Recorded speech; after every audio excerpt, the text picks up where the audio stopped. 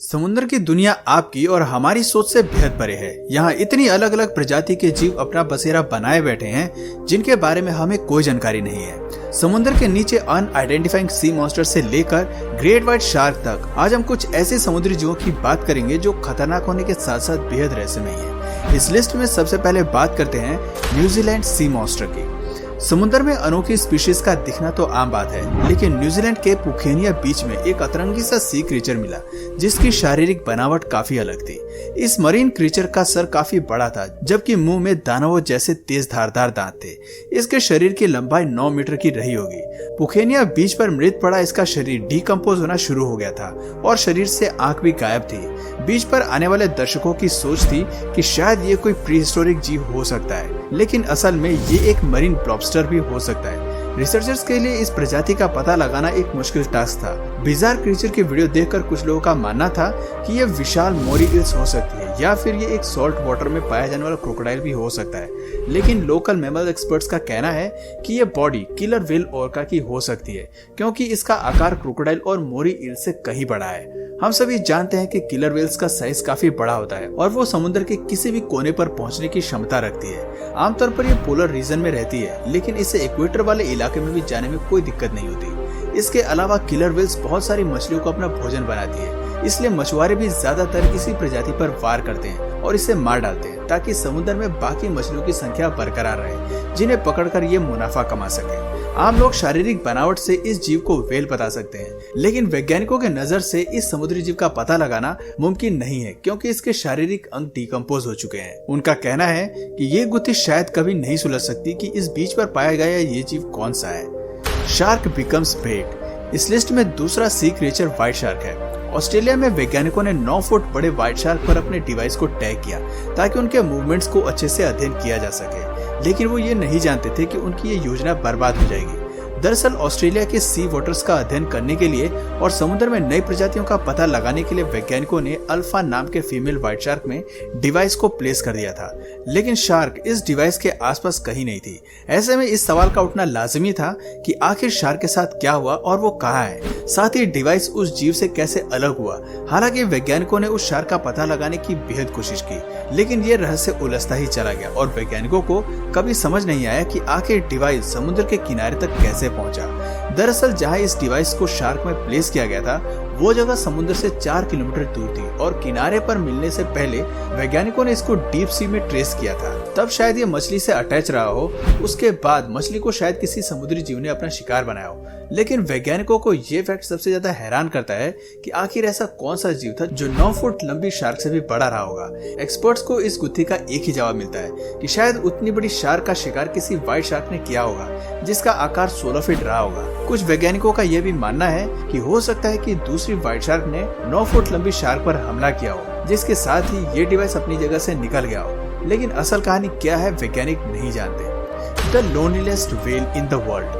उत्तरी प्रशांत महासागर में नेवी सबमरीन के सॉफ्टवेयर SOSUS हाइड्रोफोन्स ने एक अजीब सी आवाज को कैप्चर किया। इस सबमरीन को वैसे तो दुश्मनों की आवाज और हरकतों के जानने के लिए इस्तेमाल किया जाता है, लेकिन इसने समुद्र में जो अजीबोगरीब आवाज को कैप्चर की वो व्हेल की थी। हालांकि ये आवाज व्हेल के ग्रुप की नहीं थी, बल्कि एक अकेली व्हेल की थी जिसका वोकलाइजेशन काफी अलग और अनोखा था।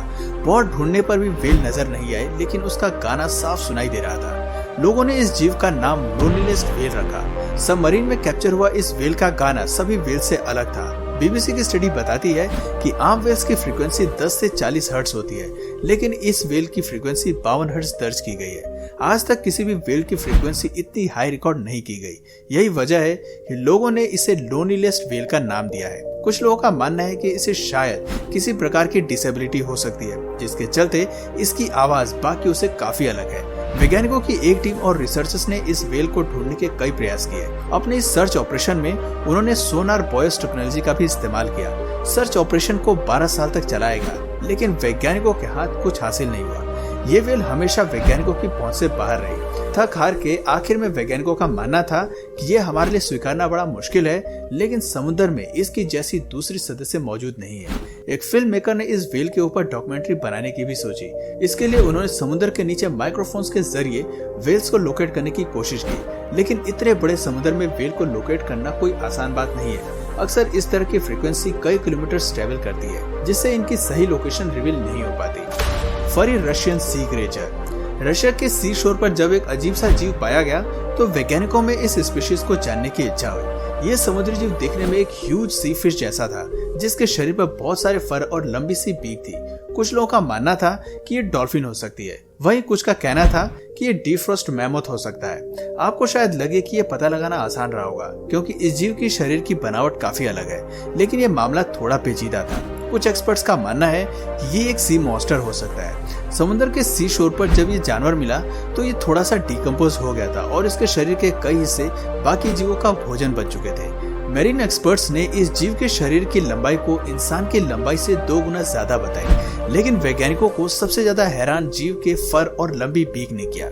कुछ एक्सपर्ट्स ने यह भी सलाह दी कि शायद ये गैंजेस डॉल्फिन हो सकती है, पर लोगों का कहना था कि नदियों में पाए जाने वाली डॉल्फिन समुद्र के खारे पानी में नहीं रह सकती।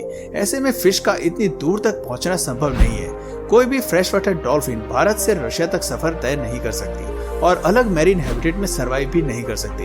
इसके अलावा गैंजेस डॉल्फिन के शरीर पर फर नहीं पाए जाते, तो ऐसे में ये काफी हैरान करने वाला है कि किसी भी मरीन जीव के शरीर पर फर कैसे हो सकते हैं। एसेक्स यूनिवर्सिटी के प्रोफेसर का कहना था कि हो सकता है कि ये किसी प्राचीन जीव के डेड रिमेन्स हो, जो सालों से समुद्र की गहराई में फ्रोस्ट हो, क्योंकि मैरीन हैबिटेट में ऐसा कोई जीव नहीं जो इस प्रजाति से मेल खा सके। ऐसे में इस जायंट क्रिएचर से जुड़ा रहस्य आज भी रहस्य है। ब्लॉबफिश। ये बात किसी से छिपी नहीं है कि अगर दुनिया की सबसे बदसूरत फिश की बात की जाए तो ब्लॉबफिश का नाम सबसे पहले आता है। ये मछली इतनी बदसूरत है कि पहली नजर में आप देखकर घबरा सकते हैं। ब्लॉबफिश आमतौर पर ऑस्ट्रेलिया और न्यूजीलैंड के महासागरों में पाई जाती है। ये मछली समुद्र की गहराई में सबसे ठंडे और खाली जगह में रहना पसंद करती है, जहाँ रोशनी तक नहीं पहुँचती। समुद्र से 4000 फीट नीचे ये मछली बिल्कुल आम दिखाई देती है, लेकिन जब कभी ये वाटर सरफेस पर आती है तो इसका शरीर काफी अलग दिखाई देता है, जिसकी वजह से इसे दुनिया का सबसे बदसूरत जीव माना जाता है। ब्लॉबफिश की शारीरिक बनावट और बोन्स काफी सॉफ्ट होते हैं। ये सॉफ्ट बोन्स इन्हें पानी के नीचे हाई प्रेशर को झेलने में मदद करते हैं। इस प्रजाति के बारे में अभी भी वैज्ञानिक बहुत कम जानते हैं, क्योंकि ये बेहद ही गहराई में रहती है। दूसरा, समुद्र में इनकी संख्या बेहद ही कम है। 100 में से केवल 1% ब्लॉबफिश ही एडल्टहुड को एक्सपीरियंस कर पाती है। ऐसे में यह मछली काफी हद तक वैज्ञानिकों के लिए अभी भी रहस्य है। इसके फीचर्स को अभी भी एक्सप्लोर नहीं किया गया है। Hairy sea monster. समुद्र के किनारे अगर अचानक ही आपको लंबे लंबे फर वाले जीव देखने को मिलेंगे तो आपका परेशान और हैरान होना लाजमी होगा। कुछ ऐसा ही हमें फिलीपींस में भी देखने को मिला, जहां हाल ही में समुद्र के किनारे हेयरी ब्लॉबफिश का शव मिला। ये ढांचा आकार में 20 फुट लंबा था और इसका वजन करीब 4000 पाउंड तक था। लाश में से सड़ने की बदबू आ रही थी, जिससे ये बात तो साफ थी कि ये जानवर हाल ही में मरा है।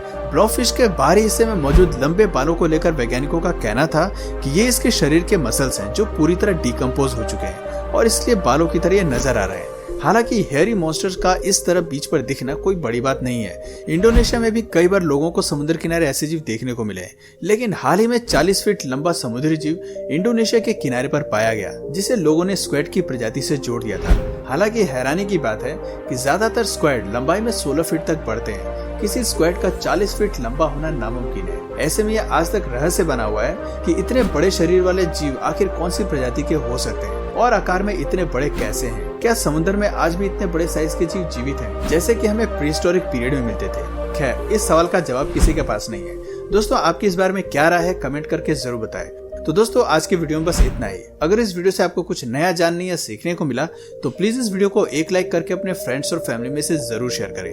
और यदि आप इस चैनल पर नए हैं तो प्लीज इस चैनल को सब्सक्राइब करके बेल नोटिफिकेशन आइकन को ऑन कर लीजिए, ताकि हमारे आने वाले वीडियोस आप मिस न करें। मिलते हैं फिर किसी वीडियो में नए टॉपिक के साथ। तब तक के लिए नमस्कार।